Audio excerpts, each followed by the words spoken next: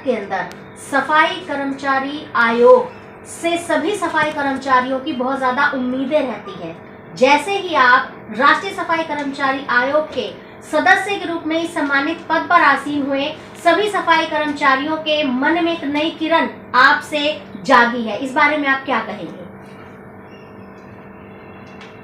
क्या है कि जो पीड़ित होता है तो उसको हर दरवाजे पर जाने का अधिकार है और जहाँ पर उनकी सुनवाई हो सकती हो तो वो लोग वहाँ जाते भी हैं। मैं इससे पहले अखिल भारतीय सिपाही मजदूर संघ का राष्ट्रीय अध्यक्ष भी हूँ और इनकी पीड़ा से मैं भली भांति वाकिफ भी हूँ।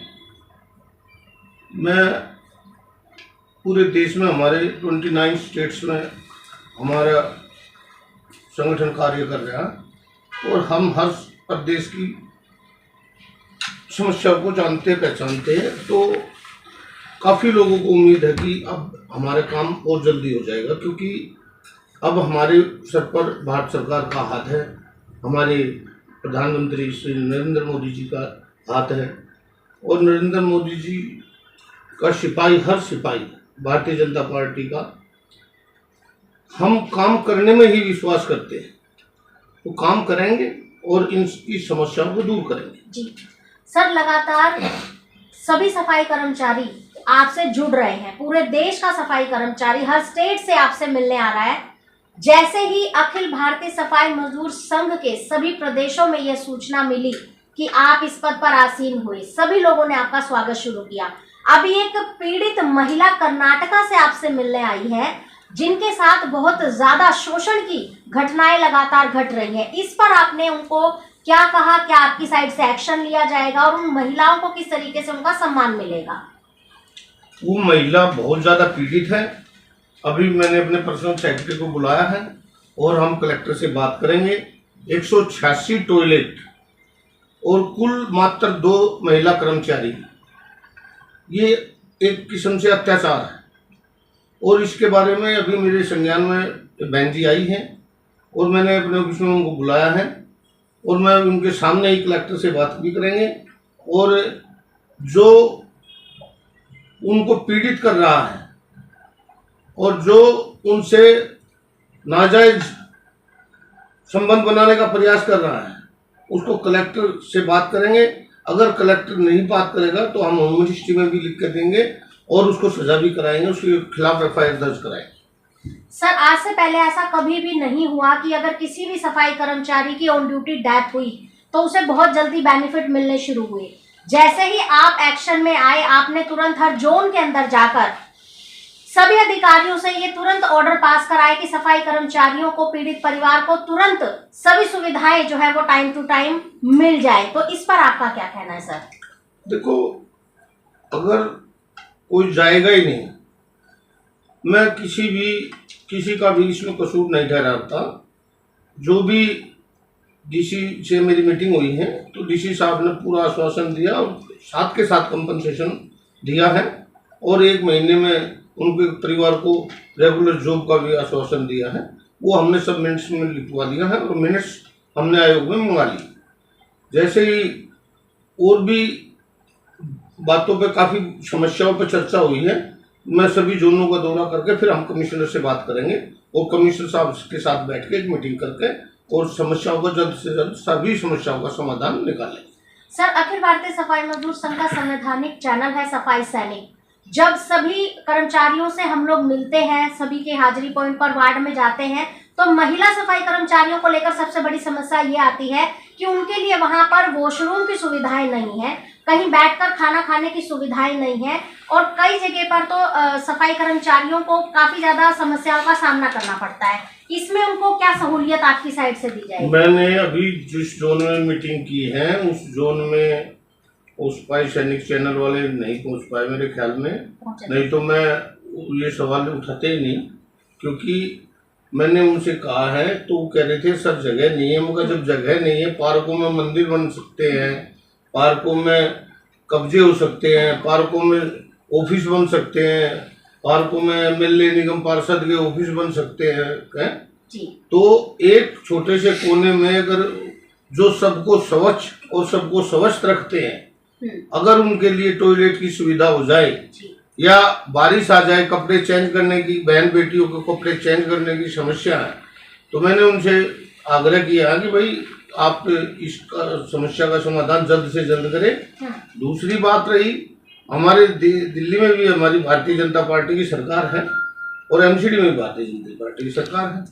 तो मैंने कहा कि जगह अगर बाई द वे कहीं पार्क भी ना हो और कुछ ना हो तो पोटा कैबिन तो बनवा के हम रखवा ही सकते हैं, तो ये समस्या भी दूर हो जाएगी। सर काफी साल से सफाई कर्मचारी कच्चे हैं, इन समस्याओं से जूझ रहे हैं, अपने बेनिफिट लेने के लिए सालों साल अधिकारियों के दरवाजों पर चक्कर लगाते हैं, तो सर इन समस्याओं से क्या उन्हें निजात मिल पाएगी? इन समस्याओं से भी निजात मिलेगी। ये 2 कोर कमेटी जो दिल्ली में बनी हुई है, मैंने उनसे रिक्वेस्ट किया सभी यूनियन के लीडरों से, उनका भाई तुम एक हो जाओ, और इन धरने प्रदर्शनों में कुछ नहीं रखा है, ये धरने प्रदर्शन सदियों से करते आ रहे हो, और अब ये सब एक होने के देखते हैं क्या करेंगे। और हम कमिश्नर साहब से बात करके दिल्ली के मुख्यमंत्री माननीय श्रीमती रेखा गुप्ता जी से इनकी बात रख के फाइल रखेंगे, और ये काम मैं सोच रहा हूँ कि ये काम दिल्ली से ही शुरुआत करें हम इसकी। ये पूरे भारत का वाल्मीकि समाज जो सफाई कर्मचारियों में 95% है, इन्वॉल्व है, तो बहुत ज़्यादा पीड़ित है। ये मतलब जो देश की आज हमने जितना भी देश में आज भारतवर्ष में जितना भी सफाई कर्मचारी चाहे कोई से कोने में हो, इस समस्या से सभी परेशान है। एक ठेकेदारी प्रथा से परेशान है, ठेकेदारी प्रथा, और ये एक दिमक की तरह है, क्योंकि इनके ना तो इनको सैलरी टाइम पे मिल पाती है और पूरी सैलरी भी नहीं मिल पाती, तो ये अपने बच्चों को कैसे पढ़ाए, क्या खाए, क्या खिलाए, ठीक। तो इन समाज बहुत ही पीछे है। हम इनको इकट्ठी करके एक बड़ा प्रोग्राम करके हम मोदी जी के संज्ञान में इस समस्या को इनकी लेकर आएंगे।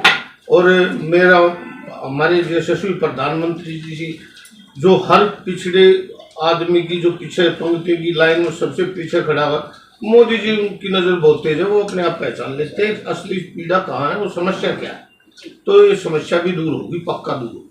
सर डेथ केस पे जब कोई अपने माता पिता की जगह पर बच्चा जाता है, ज्वाइन करता है, तो उसे भी सालों साल कच्चा ही रहना पड़ता है। अगर उनके माता पिता की नौकरी पक्की है तो क्या सर कुछ ऐसी सहूलियत उन्हें मिल सकती अभी है? हमने जो ये डेथ केस हुए हैं 1 महीने में टाइम बाउंड किया है, और टाइम बाउंड के अंदर ही उसको पक्की नौकरी मिलेगी, रेगुलर नौकरी मिलेगी, और अब आगे ऐसा नहीं होगा। और जितनी फाइलें हैं वो सारी फाइलें मैं निकलवा रहा हूँ डेथ केस की।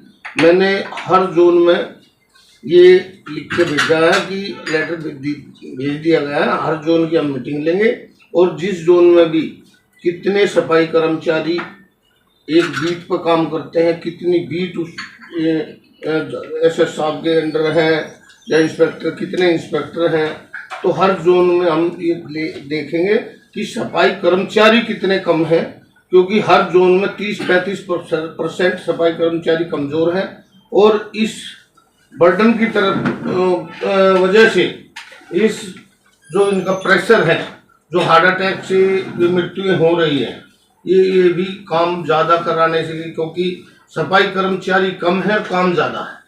तो हम हर जोन में मीटिंग लेकर हम पता निकालेंगे भाई हमने कितने कर्मचारियों की भर्ती कम से कम दिल्ली में निकलवानी चाहिए, तो ये बटन खत्म हुआ, काम सभी काम करो। सर एक सवाल और, जो भी सफाई कर्मचारी पीड़ित है वो अभी आप तक नहीं पहुंच पा रहे हैं, वो किस तरह से आप तक पहुंचे, कहां पर वो संपर्क करें, एक बार आप ये मैसेज उन तक पहुंचा दीजिए। जो सफाई सैनिकों का चैनल है उसको फॉलो करें, और जो भी समस्या, किसी के पास मेरा फ़ोन नंबर नहीं है तो मेरा फ़ोन नंबर भी ये 9811207260 है। मैं दोबारा रिपीट कर रहा हूँ, 9211207260 मेरे कार्यालय का नंबर भी है। और मैं इसको समस्या को दूर करने के लिए हम कुछ पंपलेट छपवा रहे हैं, हॉस्पिटलों में, होटल में, स्कूल में, कॉलेजों में, जहाँ पर भी ठेकेदारी प्रथा चल रही है, ऑफिसों में जो ठेकेदारों से मैं इनकी भी हम अभी मीटिंग करेंगे। जो बहुत से ठेकेदार सैलरी पे ज़्यादा साइन कराते हैं, सैलरी कम देते हैं, उनसे की भी बहुत बड़ी समस्या है। लेकिन बच्चे बेरोजगार होने के कारण ऐसी समस्याओं से जूझ रहे हैं और जो ठेकेदार कहता है वो करना पड़ रहा है।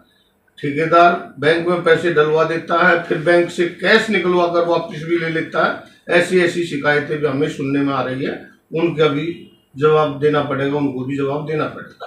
तो बहुत समस्याएं हैं, धीरे धीरे अभी बैठे हैं, धीरे धीरे समाधान सब समस्या का होगा। कोई ऐसा काम नहीं जो नहीं हो सकता। सर, जैसे ही आपने ये पद अपना आसीन किया, तब से ही अखिल भारतीय सफाई मजदूर संघ के प्रधान महासचिव और संस्थापक श्री राजपाल महरोलिया जी आपके साथ लगातार कर्मचारियों की परेशानियों से आपको अवगत करा रहे हैं। उनके कार्यशैली पर आप क्या कहना चाहेंगे? वो सफाई कर्मचारियों के पितामह भी हैं। उनको बहुत ज़्यादा नॉलेज है पूरे देश में। उन्होंने ही मेरे को जो अखिल भारतीय सफाई मजदूर संघ का दायित्व दिया, राजपाल महरोलिया जी ने दिया, और समस्याओं से भली भांति वाकिफ है। एक ईमानदार व्यक्ति हैं। ये जितने भी इस दिल्ली में संगठन पनप रहे हैं, जैसे कांग्रेस थी ना, कांग्रेस में बहुत बड़े बड़े नेता पैदा हुए, फिर उन्होंने अपनी पार्टी अलग अलग बना ली। तो राजपाल महरोलिया जी का भी संगठन एक समुंदर है। और ये कोई भी जो आज ये सीजनली मेंढक जो उछलते हैं, कुछ ये मेंढक ऐसे निकले हुए इसको ऐसे ही तो कुछ यूनियन यहाँ से निकली हुई है, लेकिन वो भूल जाते हैं। लेकिन बाप तो बाप ही होता है, ठीक है ना। तो राजपाल महरोलिया जी का जितना भी एक्सपीरियंस है वो मेरे काम आ रहा है, और जिस पद पे मैं बैठा हूँ वो एक्सपीरियंस बहुत ज़्यादा ज़रूरी है।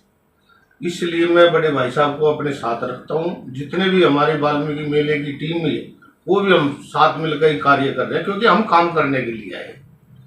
मैं तो ये चाहता हूँ, हाथ जोड़कर रिक्वेस्ट करता हूँ, जिस भाई को भी जो पीड़ा हो जरूर आए, और अभी नहीं तो कभी नहीं। धन्यवाद।